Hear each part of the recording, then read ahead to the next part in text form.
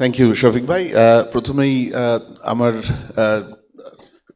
শুভেচ্ছা এবং ধন্যবাদ আয়োজকদের প্রতি। এই ধরনের একটা national democratic transition, election led ট্রানজিশনের আগে এই ধরনের একটা পলিসি ডায়ালগ অর্গানাইজ করার জন্য খুবই টাইমলি।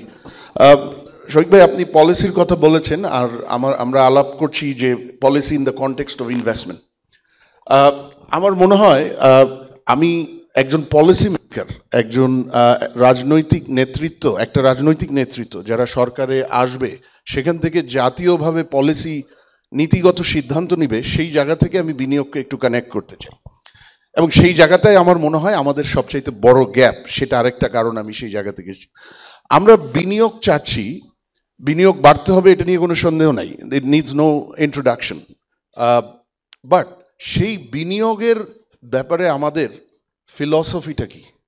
সেই বিনিয়োগের আমরা কি জব লেড ইনভেস্টমেন্ট চাচ্ছি নাকি জব লেস? আমরা কি বিদেশি বিনিয়োগ এবং দেশি বিনিয়োগ, আজকে বিদেশি বিনিয়োগ নিয়ে অনেক বেশি কথা হয়েছে, সেটা খুব ক্রিটিক্যাল, বাট একটা দেশ যদি লোকাল প্রাইভেট ইনভেস্টমেন্ট ক্যাটালাইজ না করতে পারে, foreign investment remains far distant achievement. আমরা কি এফিসিয়েন্সি সিকিং ইনভেস্টমেন্ট চাচ্ছি না মার্কেট সিকিং ইনভেস্টমেন্ট? আমরা কি স্ট্র্যাটেজিক ইনভেস্টমেন্ট চাচ্ছি নাকি ন্যাচারাল রিসোর্স সিকিং ইনভেস্টমেন্ট? আমরা portfolio investment vis-a-vis manufacturing, service investment, infrastructure investment, আমাদের প্রায়োরিটিটা কোথায়? এই জায়গাটা বাংলাদেশ এখনো সেট করেনি। পার্টিকুলারলি গত ১.৫ দশকে এই জায়গা থেকে ভিশনটা একেবারে নড়ে গেছে, এবং এইটাকে সিস্টেম্যাটিক্যালি জাতীয়ভাবে একটা লং টার্ম ভিশনে আনার সবচেয়ে বড় ওয়ে হচ্ছে আমাদের জাতীয় কোনো বিনিয়োগ নীতি নেই। Bangladesh 54 years on from its independence does not have a national investment policy. আমাদের পরিবেশ নীতি আছে, এগ্রিকালচার নীতি আছে, আইসিটি নীতি আছে, many more, but Bangladesh does not have a national investment policy, এবং যার কারণে আমাদের যে ইনভেস্টমেন্টের যে ন্যাশনাল ভিশন, এটার ইম্পর্টেন্স, এটার ডিস্ট্রিবিউশন এবং এটার লং টার্ম ওনারশিপ, সেটা fundamentally missing, number one. Number two, আপনি যেটা শফিক ভাই বলছেন যে পলিসি কেন কন্টিনিউ করছে না, আমাদের যদি ন্যাশনাল ইনভেস্টমেন্ট পলিসি থাকতো বা যখন থাকবে, আমাদের সেই লং টার্ম ওনারশিপ এবং ডিরেকশনটা থাকবে।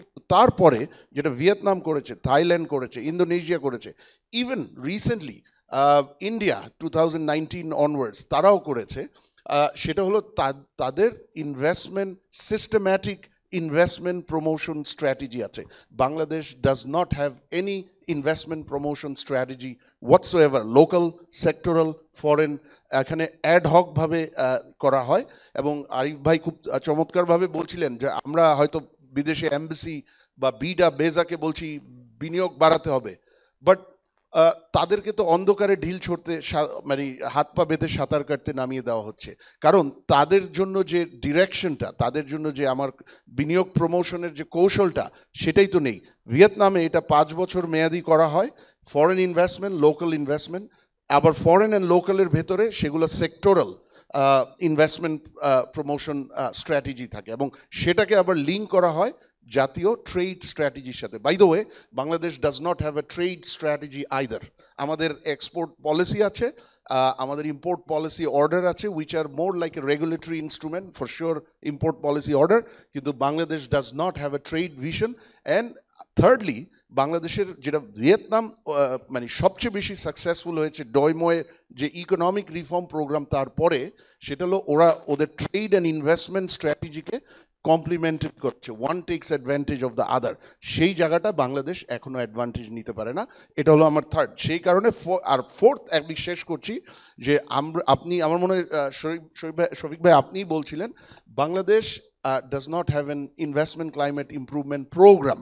এখানে ছিটাফোটা কিছু রিফর্ম হয়, আইসোলেটেড, মানে hardly incremental, but certainly isolated. কিন্তু বিনিয়োগ পরিবেশ আর বিনিয়োগ এত মাল্টি ডাইমেনশনাল, এখানে ইনফ্রাস্ট্রাকচার আছে, ট্যাক্সেশন আছে, ট্যারিফ আছে, রিসেন্টলি এনভায়রনমেন্টাল গভর্নেন্স ইস্যুস আছে, ট্রেড অ্যান্ড ইনভেস্টমেন্টের রিলেশনশিপ আছে, এখানে যদি investment climate improvement reforms programme না থাকে, কর্মসূচি, ইনক্রিমেন্টাল ছিটে ফেটে ইমপ্রুভমেন্ট দিয়ে এখানে কোনো দিনই আগানো যাবে না, এবং সেই জায়গাতেই পলিসি এবং রেগুলেটরি প্রেডিক্টেবিলিটি বাংলাদেশে একেবারে নিম্ন পর্যায়ে আছে। Thank you. Back to you, Shafiq.